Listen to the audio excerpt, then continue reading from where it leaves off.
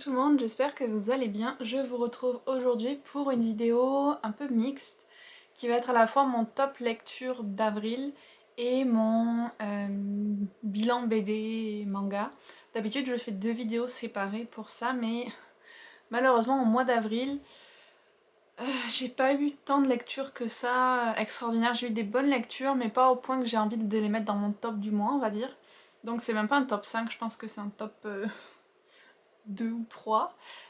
En même temps, j'ai eu quand même des BD qui iraient dans ce top là, donc je me suis dit bon, on va mélanger les deux, je vais tout vous faire en même temps. Et puis voilà. Donc je vais commencer par les romans que j'ai le plus aimé, que j'ai lus au mois d'avril. Déjà, on a Les Salauds Gentilshommes, le deuxième tome des Horizons Rouge Sang. C'est la suite des mensonges de Locke Lamora. Dans le premier tome, on suit Locke et son équipe de voleurs de haut niveau qui préparent un gros coup qui tourne très mal. Dans un univers où il y a beaucoup de dangers, on va dire, une ville où il y a beaucoup de crimes, il y a un peu d'éléments magiques aussi. Donc ça tourne très mal dans le premier tome. Dans le deuxième tome, Locke et son ami Jean se sont enfuis de leur cité parce que ne pouvaient plus rester. Et ils sont en train de monter un autre coup pour dévaliser l'équivalent d'un casino, on va dire, mais super chic. Sauf qu'ils se retrouvent mêlés à d'autres histoires parce qu'ils ont vraiment jamais de chance. Et ils se retrouvent à devoir se faire passer pour des pirates pendant une bonne partie du livre. Et j'ai beaucoup aimé cet aspect-là, tout le côté piraterie sur l'eau, sur les vaisseaux, la vie sur le bateau pirate. En plus, il y a des personnages féminins qui sont assez forts dans ce deuxième tome, donc j'ai bien aimé ça aussi. Donc j'ai beaucoup aimé la lecture de façon générale. C'est écrit assez petit et c'est assez lent, là, c'est de la fantaisie adulte. Et c'est super bien fait, il y a de l'humour aussi, et j'ai très hâte de lire le troisième tome. Je crois qu'il y a un quatrième qui est sorti aussi, en tout cas en anglais, mais que l'auteur n'a pas écrit la suite depuis très longtemps, donc c'est quand même un petit peu en stand-by. Donc j'ai pas trop à me presser pour cette... Donc j'ai pas trop à me presser pour cette série-là, vu que l'auteur a pas l'air de se décider à la finir. On verra bien. Je sais même pas si le troisième est sorti en français, faudrait que je vérifie. Ensuite, il y a un autre roman, mais genre plutôt mythologie. C'est un livre audio que j'ai lu qui s'appelle Troy, donc 3, de Stephen Fry. C'est lui qui l'a écrit et c'est lui qui le narre aussi. Et en fait, ça raconte, comme le titre l'indique, l'histoire de la guerre de Troie, donc un petit côté préparation, on va dire, comment la ville de Troie est venue, comment Priam en a été le roi, qu'est-ce qui se passait du côté des Grecs pendant ce moment-là. Puis bien sûr la partie super connue avec Paris qui doit juger qui est la plus belle des déesses, qui choisit Aphrodite, qui va faire en sorte qu'Hélène tombe amoureuse de Paris, et que Paris va enlever Hélène aux Grecs, et ça va déclencher toute la guerre de Troie. Donc on va vraiment du tout début à la toute fin. Ça suit, on va dire, l'histoire classique qui est connue des mythes autour de la guerre de Troie et tout. Mais c'est quand même vraiment bien écrit et même quand on connaît les mythes comme moi, ça fait toujours du bien de les relire, surtout de les réécouter en fait, narrés par la voix de Stephen Fry qui est vraiment un bon narrateur. Donc j'ai beaucoup aimé me replonger dans la mythologie grecque. Donc ça c'est les deux romans que j'ai vraiment beaucoup aimé en avril. Après il y a eu une BD que j'ai adorée, enfin je sais pas si c'est BD ou roman graphique, plus un comique en tout cas. C'est Invisible Kingdom et c'est tellement bien. J'ai eu une super bonne surprise en le lisant, ça m'a fait beaucoup penser à Saga dans le côté un peu comment l'univers est construit, les enjeux et tout. Et j'adore Saga. Donc forcément voilà. Les dessins sont très beaux, je vais essayer de vous montrer un petit peu. C'est très coloré. Et donc en fait on est dans un univers science-fiction avec plein d'espèces différentes. Et il y a une compagnie qu'on pourrait dire l'évolution d'Amazon à travers toute la galaxie qui fait des livraisons. Et il y a une équipe d'un vaisseau de livraison qui va se rendre compte que en fait leur cargaison n'est pas vraiment ce qu'ils pensaient et qu'il y a des détournements qui sont faits au sein de la compagnie. Et puis en parallèle de ça, on suit une jeune nonne qui va rentrer en fait dans le... Je sais plus quel nom ça a. C'est la renonciation. Elle est une jeune non 1, donc c'est comme une nonne qui va être initiée qui croient au royaume invisible.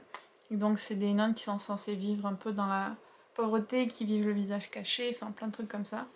Et ils vont se rendre compte qu'en fait la chef de ces nonnes, eh ben, elle fait des magouilles avec la compagnie qui est un peu comme à l'opposé de tout ce qu'ils prêchent.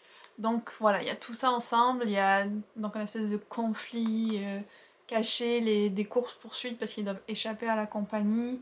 Et vraiment, je me suis régalée avec ce livre et j'ai super hâte de lire la suite. Si vous aimez les BD ou les romans, d'ailleurs, même science-fiction, franchement, essayez celui-là. Et d'ailleurs, on reste un petit peu dans le thème science-fiction, même si c'est sur notre Terre que ça se passe. J'ai aussi adoré Olive, le deuxième tome, qui est Allô la Terre. Donc Olive, c'est une jeune fille qui vit vraiment dans sa tête, qui a créé tout un univers dans sa tête. Enfin, on ne sait pas si elle a créé ou d'où est-ce qu'il vient, mais en tout cas, elle va dans un univers dans sa tête et elle est complètement coupée de la réalité. Donc ça lui pose pas mal de problèmes à l'école, dans ses relations avec les autres et tout. Et tout va changer en fait le jour où un astronaute qui a disparu, qui était censé faire un voyage sur la Lune, je crois. Et en fait, tout l'équipage a disparu et cet astronaute est porté disparu et elle va le retrouver dans son monde de rêve et elle comprend pas comment il a pu arriver là. Donc dans le premier tome, on en arrive à peu près à ce niveau-là. Dans le deuxième, on va un petit peu plus essayer de comprendre qu'est-ce qu'il fait là. Elle va essayer de aussi découvrir plus sur ses origines parce qu'il y a des choses qu'on lui a cachées. Donc c'était sur ça que se centrait le deuxième tome et je l'ai beaucoup beaucoup aimé. Encore une fois, les dessins sont sublimes ici aussi. Vraiment très beau. Et c'est très très mystérieux en fait. C'est surtout ça qui est vraiment prenant. Je vous montre un petit peu quelques pages.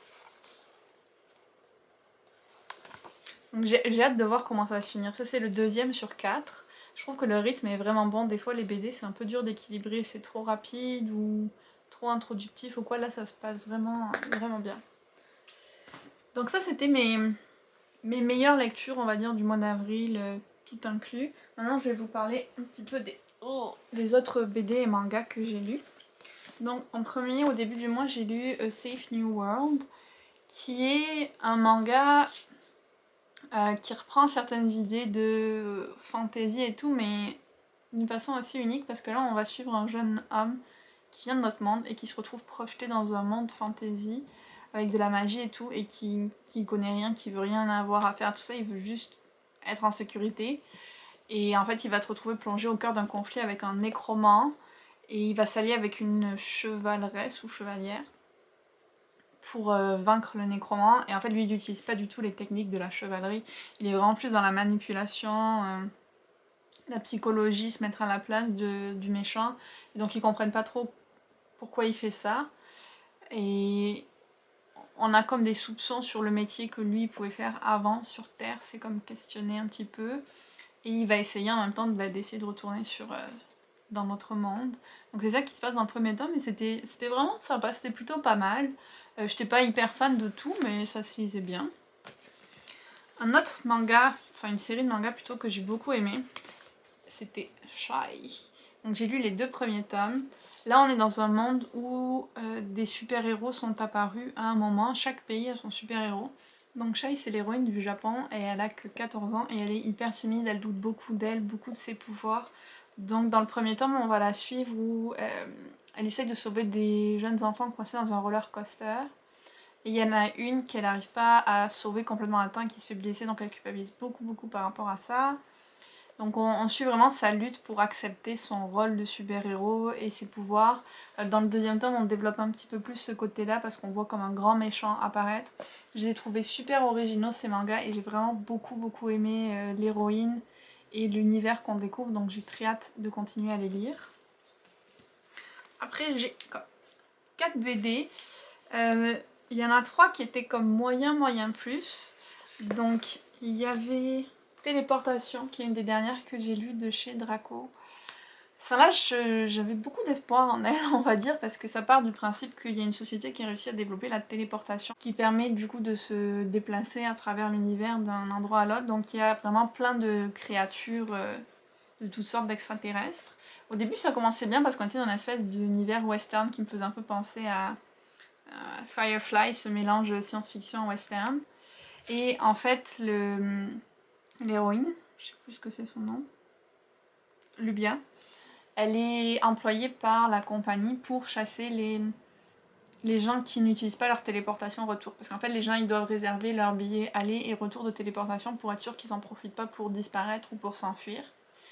Et donc elle les retrouve s'ils essayent de s'enfuir. Et elle va un peu mettre la main dans un engrenage on va dire, de détournement de la téléportation et d'histoires de une espèce de guerre qui a lieu sur une planète.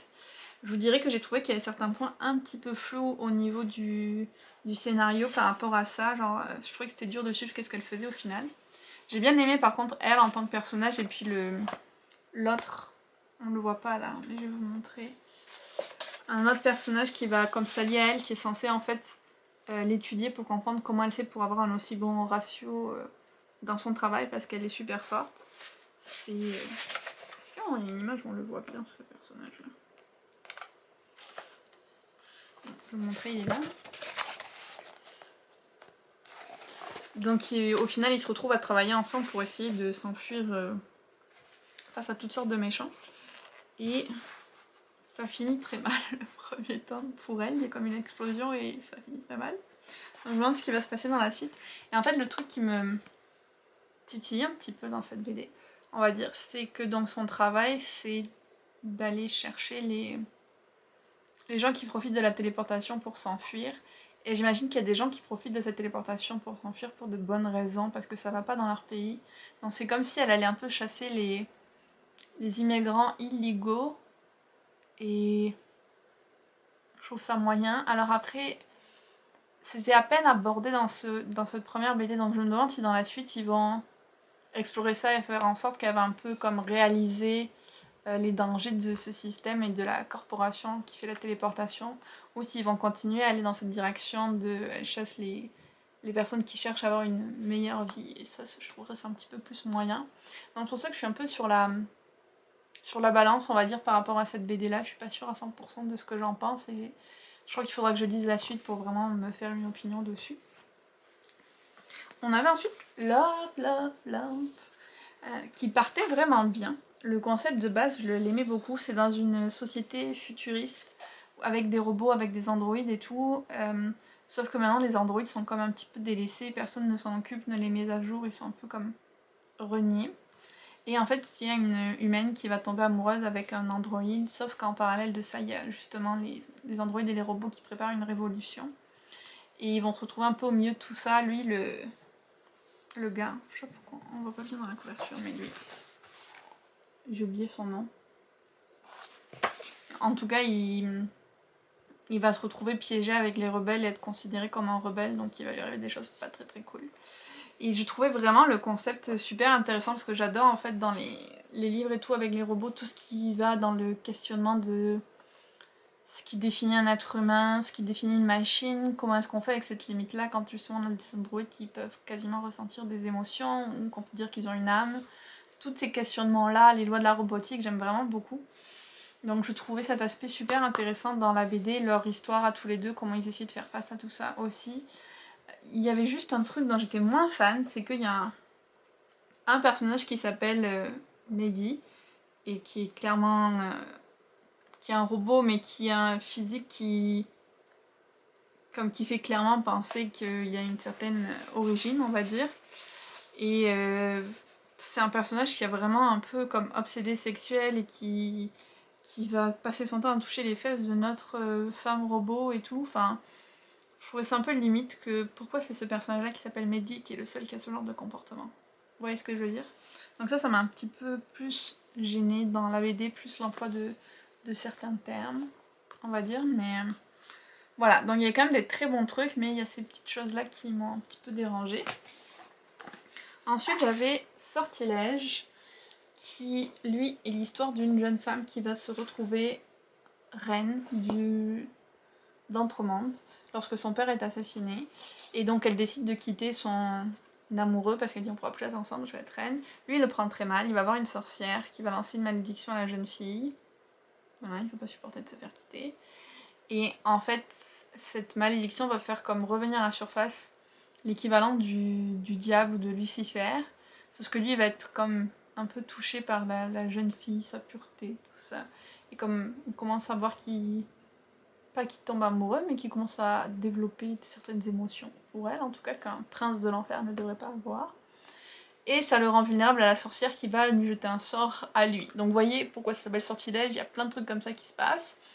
Je trouvais qu'il y avait certains aspects vraiment intéressants justement par rapport à cet enchaînement de sortilèges et d'événements. Par contre, voilà, le personnage de la jeune fille, super pure et brave, et tout ça, innocente, je trouvais que ça c'était un petit peu dans le cliché, donc j'ai moins aimé cet aspect-là. Donc pareil, ça là, j'en ressors un petit peu mitigée. Mais cette fois, j'ai gardé une bonne BD pour la fin, pour finir sur une bonne note, pas comme la dernière fois. J'ai gardé donc le premier tome des Mondes d'Ewilan, La forêt des captifs. Alors, en ce moment, je suis en train de les relire en plus pour le mois de la fantaisie, tous les Pierre Bottero. Donc lui, je savais que j'allais aimer parce que c'est l'adaptation d'un roman de Pierre Bottero que j'adore, donc j'ai vraiment pas été déçue. Je peux pas trop vous en parler parce que c'est déjà le deuxième cycle, il y avait la quête d'Ewilan d'abord, donc si vous n'avez pas lu, c'est très spoilant d'en parler. Mais ça m'a beaucoup émue comme quand j'ai lu le livre. Et je suis toujours aussi fan de cet univers et j'adore pouvoir le voir illustré en fait, et pas que l'imaginer dans ma tête. Voilà, donc très fan comme toujours de tout ce qui a rapport avec Pierre Bottero. Et voilà pour ce petit bilan top des lectures d'avril. J'espère que ça vous a plu. N'hésitez pas à me dire vous les meilleures lectures que vous avez faites au mois d'avril, s'il y a des BD que vous avez découvertes ou quoi. Et puis on se retrouve très bientôt pour une autre vidéo.